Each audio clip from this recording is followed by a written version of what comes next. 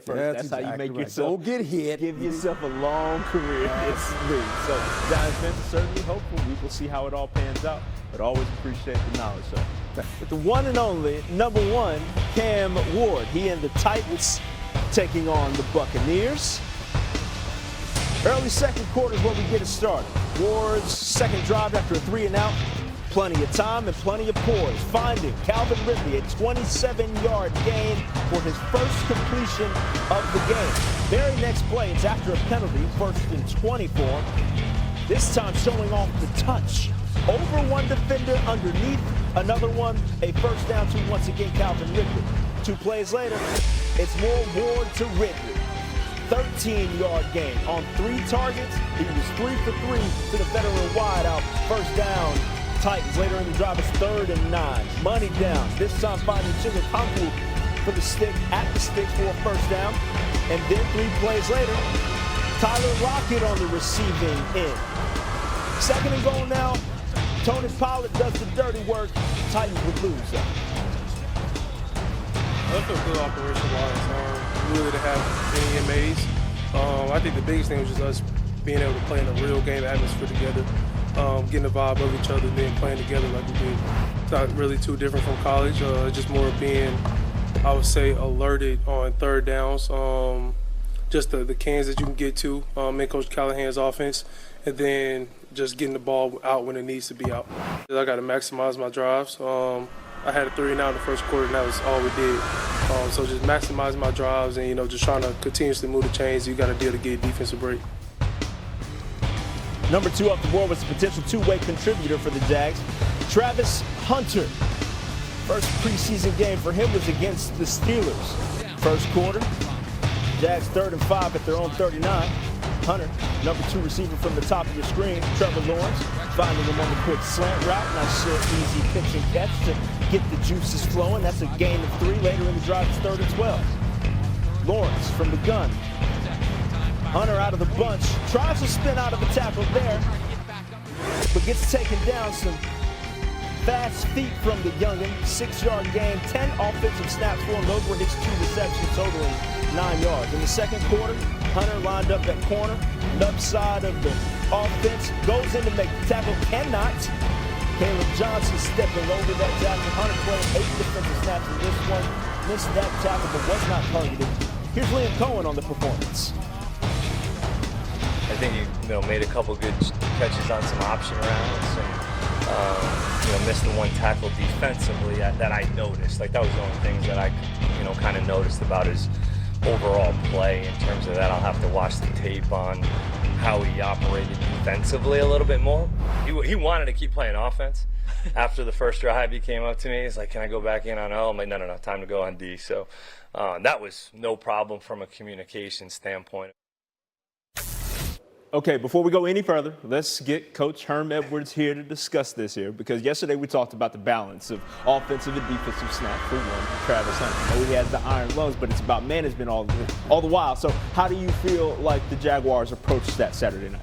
Well, I thought what they did really a nice job of this, allowing him to play offense first. Why? It gets the fan base all excited. What do? First play of the game, they throw him a pass. Throw him a little hitch pass. He catches it, and it really can't go anywhere with it. But they got him involved in the offense early. I mean, the fan base is excited about it here. Same route again, okay. And so here we go. And then he played a little bit of defense. I played corner. The issue I have is, to be quite honest, when the season starts, not preseason, how are they going to use this guy? They're saying we're going to use him 30 plays on offense and maybe 40 plays on defense. That's 70 plays. That's a lot of plays for a young football player. I think if I was the coach, I would use him on defense. I play him at corner. I would use him as a specialist on offense. I give him a series of plays, situational football, 3rd down, red zone. I don't know what they're going to do, but I do know this. If they try to play him 70 plays every game, that's going to be very difficult. That's a lot on a wiry frame like Travis Hunter, even if he does put on a little something as far as weight goes. Yeah, he did it in college. Right. But different ball game. The ball teams that he's playing with now, they play on Sundays. It's professional football. Grown men. I love the guy. Yes. I think he's an outstanding athlete, a great football player. But don't marginalize the guy and wear him out by making him play both ways. Yeah, finding little packages to get him in on those sub sort of categories that he can come in there, have those special plays built for him. That is how you likely maximize on his talent. Now, shifting a little bit to the top pick overall, Cam Ward. We know that it's essential for rookies like him to get off to fast starts just generally. And got an early scoring drive out there for Tennessee. How did you feel he did in the first show? Well, I thought anxiety. He's got a lot of pressure on him. He's the first player pick. He goes to a place that basically wasn't very good last year, right? And he's the quarterback, right? But they got a quarterback. Now, what they have to do with Cam Ward is they got to protect him. He has arm talent. He has mobility. He made some nice throws here away from coverage. I like that one right there. Guys running across the field. He sits in the pocket. He doesn't have antsy feet. He can read the protection. They got to protect him. They gave up 52 sacks last year. 52.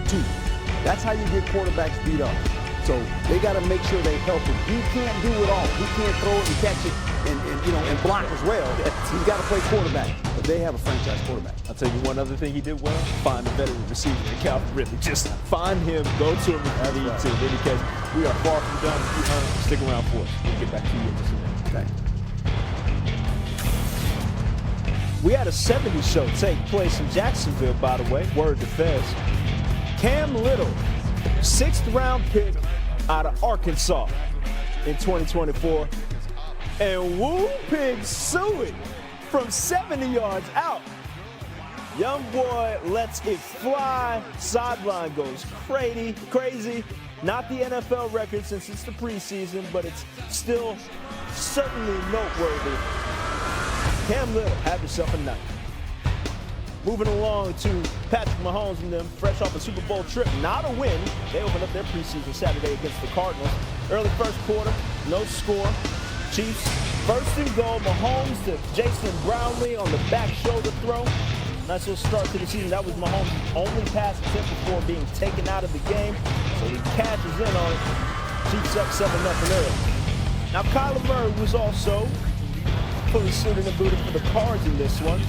2nd and 7 at the KC 45, finding Marvin Harrison Jr. for 15 yards. It's a first down for Arizona. Later in the drive, 1st and 10, Murray rolling left, looking but finding Jayden Hicks, who plays for Kansas City. Murray not happy, obviously, with this one. You can see on the replay, Hooks just finding Murray's eyes the entire time. Murray went 7 for 8 with 96 yards. That interception was the only